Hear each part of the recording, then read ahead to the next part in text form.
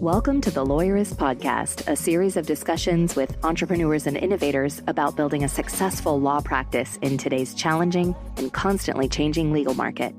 Lawyerist supports attorneys building client-centered and future-oriented small law firms through community, content, and coaching, both online and through the Lawyerist Lab. And now, from the team that brought you the Small Firm Roadmap and your podcast hosts. Hi, I'm Jennifer Wiggum. And I'm Stephanie Everett, and this is episode 383 of the Lawyerist Podcast, part of the Legal Talk Network.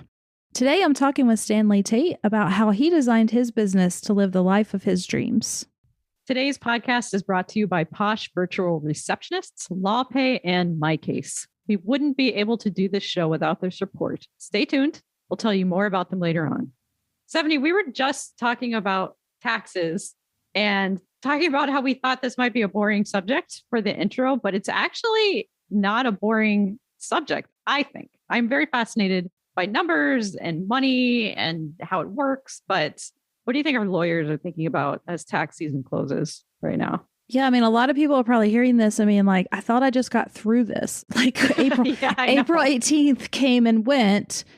And, my thought was for some of us, yes, we're probably glad that that part of life is over, but it's often hard for small businesses.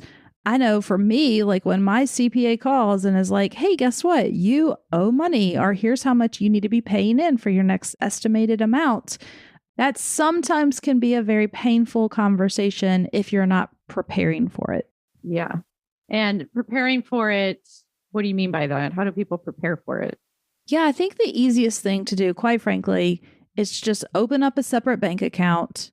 And every month, 15% is a usually pretty good number that a lot of people recommend. So you could work with your CPA to come up with your exact amount, but you just take like 15% of revenue and just throw it into that tax account and forget about it until your CPA calls you and says, here's how much you need. And then you go to that account and there it is. And it's amazing and thoughtless and awesome. I know.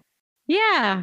But I think I know people in our community, they might see that 15% as impossible because they have all these other accounts and these other things they have to pay. And then that might seem like the thing that they can put off and figure it out later.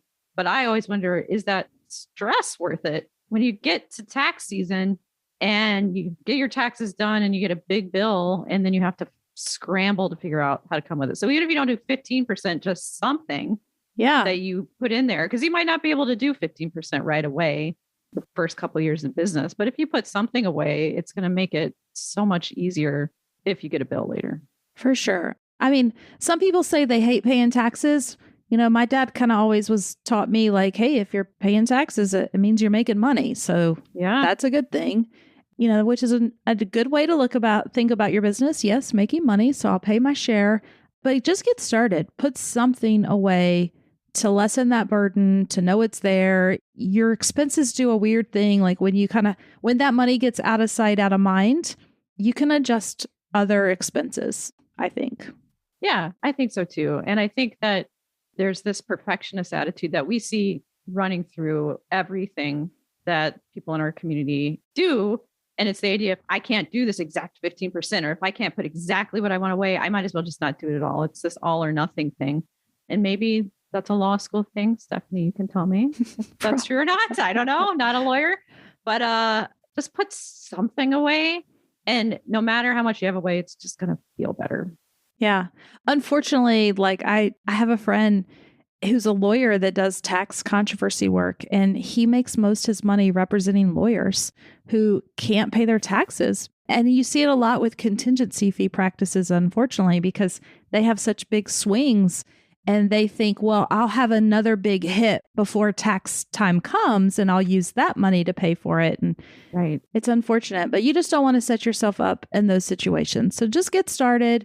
And then when April 18th or 15th, whatever, I don't know what. I don't know. Why did it change this year? I have no idea. I don't either.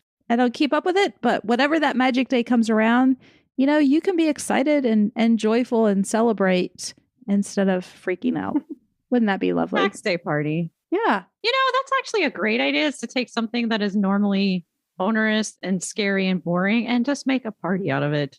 Yeah, you could celebrate it and celebrate the fact that your business made a profit and that you therefore have to pay something to the government. Like that's an amazing thing that you should be celebrating, quite frankly. I love it. I do too. Okay, next year we're having a tax day party somehow. I like it. All right. Here's my conversation with Stanley.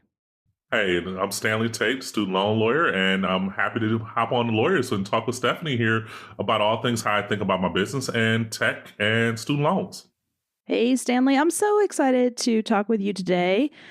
I mean, I guess to kick us off, maybe tell us a little bit about your practice and you and those kind of things.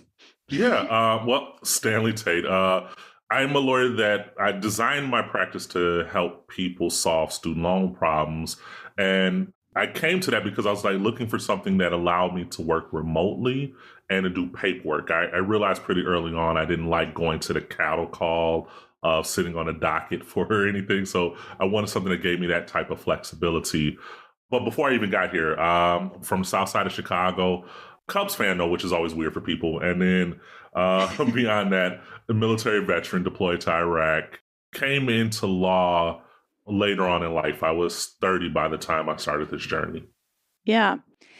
So much I want to dig into. I guess let me just take a quick side note because you actually help people with student loan debt as your practice.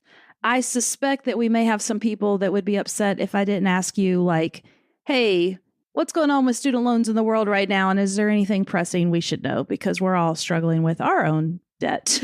Yeah, I mean, there's a lot of things happening right now. But the general tenor of the conversation is, especially from progressives, is the Biden administration going to do any type of massive, widespread blanket cancellation for borrowers? And I don't think that's going to happen. I think what we've seen from this administration is going to be cleaning up existing federal student loan forgiveness programs and trying to make those work and holding off on any type of blanket cancellation. And I just think that's a long shot because not only do you have to get Democrats, even the moderate ones, but you also have to get Republicans on board as well.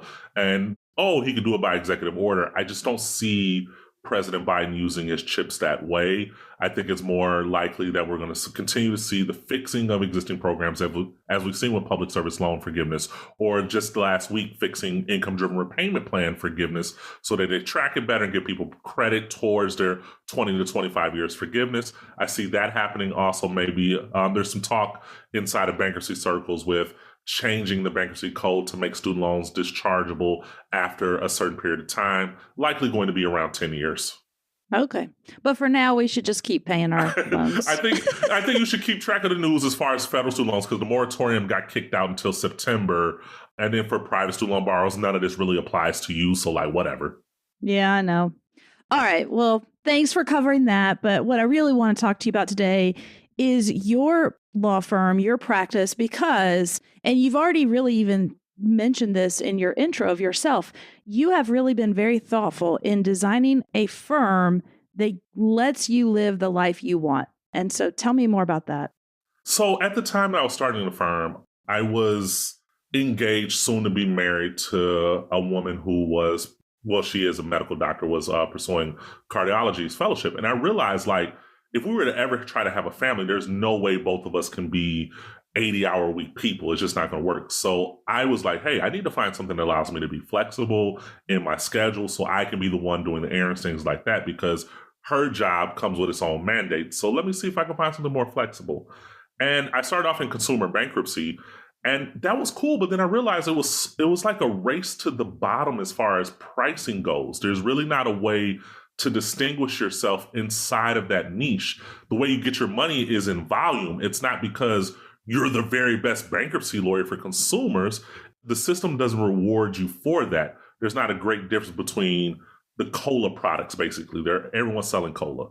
So I had to find something that worked for me. And there was a lawyer, Wendell Shirk, I'm forever grateful to him. He was like, hey, we need someone that understands student loans.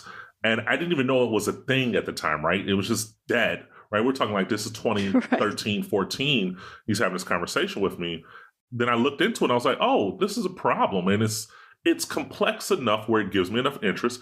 But more importantly, I realized pretty quickly it's paperwork.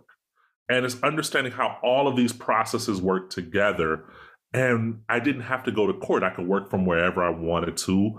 And I could help a broad base of people and not have to pull myself out of this just general can't distinguish yourself. No, I sub-niche down. And now I'm the guy that solves these student loan problems for bankruptcy to solve them. So let me be the one that solves them. Yeah. And I love that approach that you took, because so often we get the advice, oh, what do you love doing? What interests you? You know, if you love going to court, you should have a litigation practice. But you sort of said, well, I want a job that gives me flexibility. And so which practice areas allow me to do that? And that is so smart. Yeah, I mean, I don't love law. Like I didn't go to law school because I loved it. I went to law school because I was like, shit, how the hell do I make money in a way that's like pretty simple and straightforward? And I was balancing medical school or law school. And I was like, man, I'm not going to medical school. That's like 8 years out of my life. I'm just going to go to law school and we'll figure it out. And it's the best decision I made as far as myself, because like having a law degree is basically like a cheat code. Like to me, it's better than an MBA, because like people look at you and they assume you're smarter than what you actually are. They're like, oh, he's a lawyer, right? And so it gives you authority to do something. And it also gives you a license to print money, because like, if you think about it, what does it take once you have your law degree to start your own law practice? All you really need is a phone and the ability for someone to contact you and do it from there. Oh, you need to print something. You can go to the damn public library and print. So like the cost of opening a business once you have a law degree were quite low. And I was like, oh, this makes sense to me. Let's do this. Yeah. So tell me, what do you think have been the biggest game changers for you and how you've thought about building and growing your practice? The biggest game changer for me has actually been thinking about how I want my life to look like. So starting from the end goal and then working backwards from there. But inside of the practice itself, one of the biggest game changers was giving myself permission to be myself. What I mean by that is a lot of times we have this persona of what we assume a lawyer is supposed to be and how they're supposed to communicate. And we lose ourselves inside of that persona. And we don't give ourselves permission to just be our best authentic selves and show up and let people choose from there. So I can tell you, like, once I decided that, look, I'm just going to be the familial, colloquial version of me. And that's going to work for some people and it's not going to work for some people. And I'm okay with that. That just gave me peace showing up every day, because I get to show up as me. And that's okay. Yeah. And I think when you and I talked about this before too, you sort of approach life and your business with an idea of a growth mindset versus like a fixed mindset. Yeah. I guess tell me more. How do you think about growth mindset? Well, it's sometimes easier to go the other way, right? Like the fixed mindset, people think there's only a limited amount of resources in the world, so I must say yes to whatever comes my way. And what you just said is, look, I can be my true authentic self and there will be enough. There are enough people out there that love Stanley Tate just as he is and are going to say yes to working with you, and you're going to be great. Yeah, no, and I totally agree with that. It was this article I read by this dude. He used to own CD Baby, like the digital CDs. And he was talking about this idea of feeling secure in your business. And when you feel secure in your business, it allows you to be generous. And then it allows for greater opportunities to come your way. So if you feel secure that more business is going to come to you, it allows you this freedom inside of yourself. So you're not operating from a position of hunger where you always have to say yes to something, right? Like, I truly believe that if I am who I am supposed to be, there will be someone else out there that wants to work with this type of dude. And what I found is, like, the clients who reach out to me, the visitors to my website that reach out to me, the big reason besides them solving their problem on the internet is that they feel like there's someone they know they can trust. There's this integrity inside of it. And I tell them, like, right off the bat, look, if you want someone to like BS you, don't come to me. I'm going to shoot everything to you straight. I'm going to interrupt you. You may think I'm rude. I'm not trying to be an asshole, but we have a limited amount of time together. I don't care about all this other stuff happening in your life. You want to answer. We need to get right there. And people show up and they're like, yes, dude, exactly. And like, once I gave myself permission to do that, I just leaned into it even further. Like on my newsletter, we added in there a section for people to buy me a shot of bourbon through like buy me a cup of coffee. And for me, I didn't want a cup of coffee. I wanted a shot of bourbon, right? Because this is what I love. And there's so many people that like now they send me bottles of bourbon or they send me recommendations to get this bottle, that bottle. And we're having this connection across a very like digital divide. And that's interesting to me because I think we often struggle with how do we connect with people in this internet environment, but then also maintain our professional boundaries where we're not friends, but we are someone working together to try to solve problems. And that's worked for me, is just showing up as myself. Yeah. And I got to compliment you. You do a good job on your website. I send people to your site all the time as an example because you're using the Video Ask tool to really allow people to get to know you and ask you questions in a really fun way. Yeah, and that tool was tremendous. And it was like, that's part of that like problem solving mindset is that we're going through a site revision. And I didn't like the hero section that we had. It was just a static image or it was like a looping video. And I was like, these all suck. They all look the same. And then I came across Video Ask. And at the time, it was being used primarily as a way to do like post-call sales or something like that, or like a part of a sales pipeline. And I was like, well, it has conditional logic like Typeform does. Why can't I just do it as a choose your own adventure type way to answer questions? And so that's what I decided to do. And little did I know, like the way I was doing it was like revolutionary inside of it, but like it was just trying to problem solve for a thing. And I also recognize having that video there in that choose your own format allows people to get familiar with who you are, how you communicate, what your voice is like. And by the time they talk to you and they get on the phone, they basically feel like they know you. You've warmed them up in that process. And many times they're ready to hire you. Yeah. And so if you're not familiar with this, and we'll put your website link in the show notes, somebody can go to your website and a video of you pops up and you're kind of like, hey, what's happening? Like, what are you here for? I don't have the video memorized, but then somebody can click on, well, I have this question or I have this question. And then that takes them through a series of little videos with you where they get to eventually, I suspect, a consultation type call with you. Yeah, that's exactly it. Like, because I started off with like the chat bots and all that stuff. But like the thing you realize about the chat bots, at a certain point, you have to respond to this stuff. And it is a lot as a team of one. Like I've been a solo as a one person band until the last like few months. And so there's no way with the type of volume that site traffic that my site gets that I could respond to all of those chats. Like I was losing my mind. I was like, this isn't going to work. And that gave me permission to say, we need to think about this differently. How do we do this? And that's always been the response. Like even that whole, like the phone calls we get in, people are like, oh, you need to hire like these other virtual services. And I was like, they're cool. But unfortunately with the type of work that I do, I don't know that these phone services can do a great job of filtering for me to get me the information I need. So it's kind of a waste. But then I had to look and say, why do I even need to answer the phone to begin with? Why can't I just put everyone to voicemail and be willing to return those calls? Or on the voicemail, tell them, hey, if you want to get in contact with me, go ahead and schedule a call through the website or shoot me an email. And that way I'm filtering down how I'm communicating with people, but also giving them clear expectations of what's going to happen if they go option A, B, or C. Mm. And so that works for you. So you don't have Dude, phone calls? I don't answer the phone at all. Like during the week, everything goes to voicemail, or I get text messages and I just respond to those through the service I use now, Dialpad.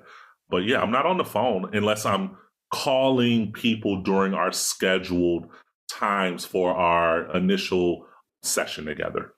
Makes sense. I love it. All right. We got to take a quick break. We got to hear from our sponsors. When we come back, let's figure out some more cool stuff you're doing. The Lawyers Podcast is brought to you by Posh Virtual Receptionists. As an attorney, do you ever wish you could be in two places at once? You could take a call while you're in court, capture a lead during a meeting, or schedule an appointment with a client while you're elbow deep in an important case? Well, that's where Posh comes in. Posh is a team of professional, US-based live virtual receptionists who are available 24/7, 365. They answer and transfer your calls, so you never miss an opportunity. With Posh handling your calls, you can devote more time to billable hours in building your law firm.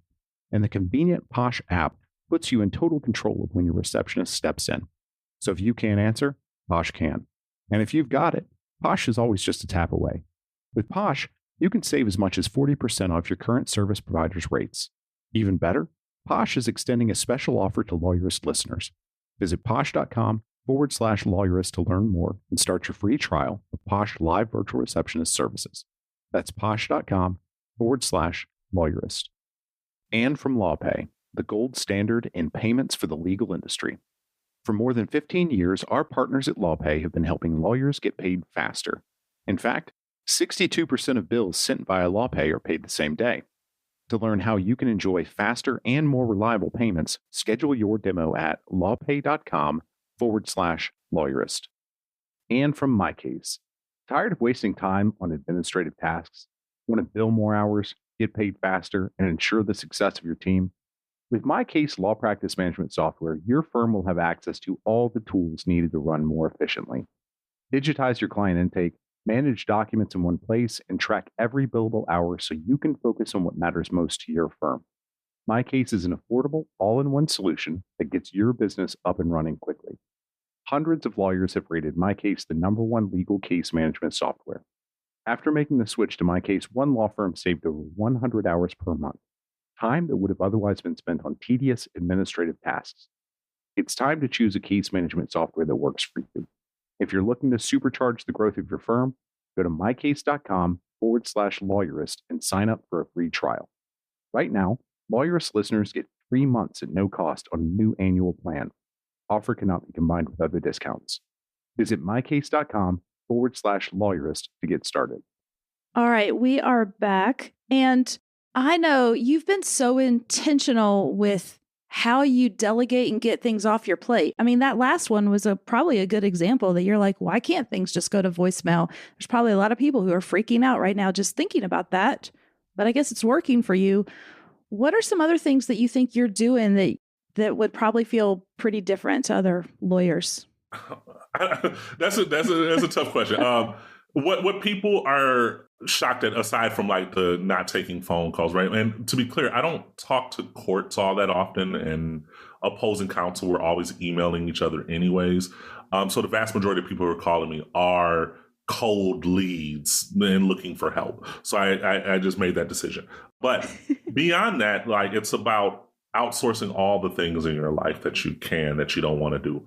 For me, I realized like I have a shopping addiction at 1 o'clock in the morning on Instagram or on Amazon or on TikTok, really, because you're like, what? You could do that with that? What? But then you get this BS and it shows up to your house and you're like, I need to return all this shit. And then now you have all these brown boxes piling up and you're missing your return window. And now you're stuck with this crap that you didn't even really want to begin with. It was just late at night when you bought it. So when I looked at it, I was talking to my friend. She was like, yo, you just need to hire a tasker. And I was like, a what? And she was like, yo, just go on TaskRabbit and hire someone to return all this stuff for you. And I was like, all right, cool. So I did it. It was like $20. And then the mental clarity I had from seeing those boxes gone and wasn't the person doing it, it was so rewarding. So like now it's like, oh, I'm donating stuff to Goodwill. Instead of packing up that bag, you've decluttered your closet. You got your Marie Kondo on, and now you have this garbage bag in your car for the next 3 months because you never drop it off. Yes. Yeah, not doing that no more. It's in my car right now. Yeah, I got to confess. Not doing that. I would go on TaskRabbit, hire this dude, Shane, because you can end up working with the same people over and over again. Yo, here's your $25. Come get this. Go drop it off. Thank you, sir. Worth it to me every time. And so it's outsourcing those types of things and figuring out what is it that I actually enjoy doing. And then also, as I think more about how I'm scaling my business, what are the things I can fire myself from and still get a reasonable result on versus what are the things I have to do myself because those are the greatest value drivers for my business. And those are interesting questions about what is it that you're willing to give up in order to scale. Yeah, I love that. And so do you just have the self-discipline to step back and ask those questions? Hell no, I don't have the self-discipline. But we try to be our best selves, like whatever our best idealized self is. What I have done is I've also looked at my calendar and how I go about things. And I used to be like a take vacation once a year. Then last year, I experimented with, okay, every 6 weeks, I'm going to take a week off. And that was great. And during that week, I would think about my business, where we're headed. But then I realized, I don't like waiting until week 7 for this to come up for my vacation. And now this year, I've been like, okay, I work 3 days this week. Next week, I work 5. And so we alternate like that. So it's like I take 4-day weekends every other week. And that's been pretty cool. Just like having that opportunity to step back and say, take relief of where you're at, play video games some days, and then other days look and say, okay, where am I headed at? What can I be doing better? Or all those courses that I signed up for that I'm supposed to be learning shit from, but I never had the time for, I'd make time for those during that 4-day week. I just go ahead and sit there and take that course and learn from this person and continue to get coaching on what it is I need to grow and develop, not just as a business, but as a person as well. That's awesome. I just want to applaud you. And I know so many people are hearing that right now and thinking 3 days a week, every other week, I could never do that. And that's a question. Like, I was watching the Aziz Ansari stand up, and he said, he was like, I was talking to Frank Ocean about like, how does he have so much peace in his life? And Frank says, earn less. And Aziz looked at him and was like, what the fuck? Like, why would I do that? But there is a question about, there are diminishing returns on a constant chase of like more. When is enough for you? And so you have to balance that question about like, with where you are in life. And yes, there's work, but work is always going to be there. And then also, what things can you just get rid of? And for me, I was thankful that I had someone that came along and was like, hey, how can I help you? And it's been working out where like I offloaded some of the administrative tasks to this person that didn't need to do, and it freed my schedule up. Or, video editing. I don't want to edit my videos anymore. Let me hire someone to do that. And of course, you have to have the pool of resources to do it. But then you have to question like, what are your pricing structures like? Are you getting the full value for the services that you're providing? Or are you out here being a sympathetic heart to people and you're undercharging yourself, and now you're frustrated with the work and you're stuck in this loop?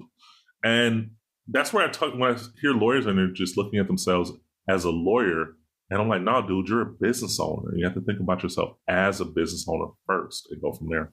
Yeah. And it all comes back to where we started, which is you have really taken this idea of you told me you're going to design the life you want, not just the job you have. Yeah, I think that's so important because like the job is like whatever. Because like right now, like I do student loan law and there's all types of changes going on. And I'm a little bit frantic about what may happen. But then I trust myself that, no, the skills that I've learned in doing this job are transferable to so many other things. So the question is just how do I use these skills in order to further and achieve the life that I want? Because that, at the end of the day, what I was telling people at ABA Tech Show when I did my talk there, what matters to me is that when I die, like my tombstone reads like, here lies a good ass dude. And so like, how do I go about achieving that?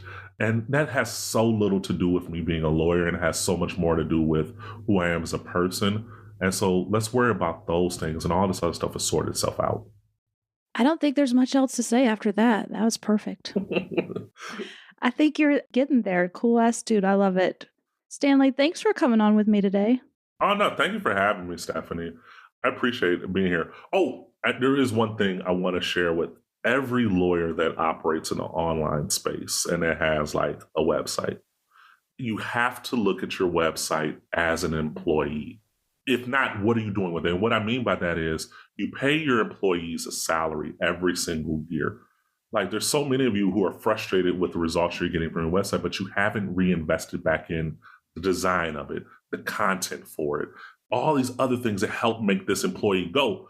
And if you're not getting results you want, I tell you, you may not be investing enough in your employee. And that's what my website is to me. It is an employee. It drives leads to my business every single day. So I encourage all of you out there that are looking to drive organic traffic that you have to reinvest inside of your main employee, which is your website. Perfect. I love that. That's awesome. Any other sage wisdom?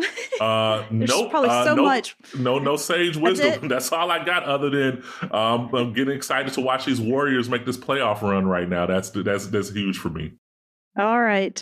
I'm so excited we got to hang out and chat today, and I'm sure we're going to have you back because I know there's more in there out of your brain we can get out. I look forward to the opportunity. Thank you for having me today, and I look forward to participating in the future.